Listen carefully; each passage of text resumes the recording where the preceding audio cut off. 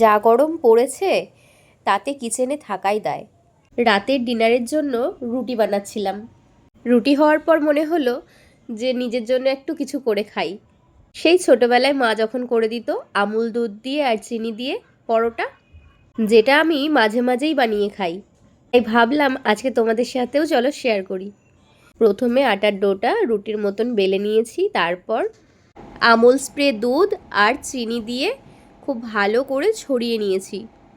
এরপর 3 ভাঁজ করতে হবে, যেরকমভাবে আমরা পরোটা বানাই, মানে বাড়িতে তৈরি মায়ের হাতে ত্রিকোণ পরোটা। আর অবশ্যই বেলার সময় আটা ছড়িয়ে দিতে হবে। তোমরা যদি ময়দার খাও তো ময়দা ছড়িয়ে দেবে, নইলে ওটা লেগে যেতে পারে।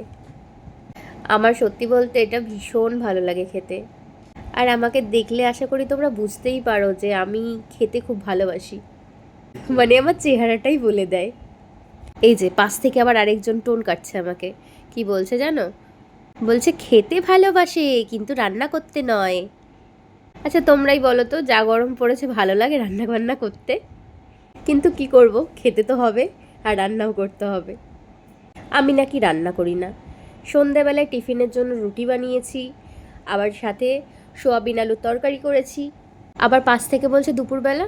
আসলে দুপুরবেলায় আজকে জল ছিল না, তাই বাইরে থেকেই ভাত, মাছ, ডাল, আলু পটলের তরকারি আর আলু ভাজা নিয়ে এসেছিল। এবার বলো তো দোষটা কি আমার? বাড়িতে যদি জল ফুরিয়ে যায়, জল না নিয়ে এসে অফিস চলে যায়, তাহলে কি হয় বলো তো? সে যাই হোক, এই দেখো পরোটা কিন্তু আমার ভাজা মোটামুটি কমপ্লিট। তবে আমি যেহেতু একটু মুচমুচে খেতে ভালোবাসি, তার জন্য একটু পুড়িয়ে পুড়িয়ে নিচ্ছি। আমার কিন্তু খুব ভালো লাগে একটু কুড়মুড়ে টাইপের খেতে। যেহেতু চিনিটা গলে গেছে তার জন্য এতটা অয়েলি লাগছে।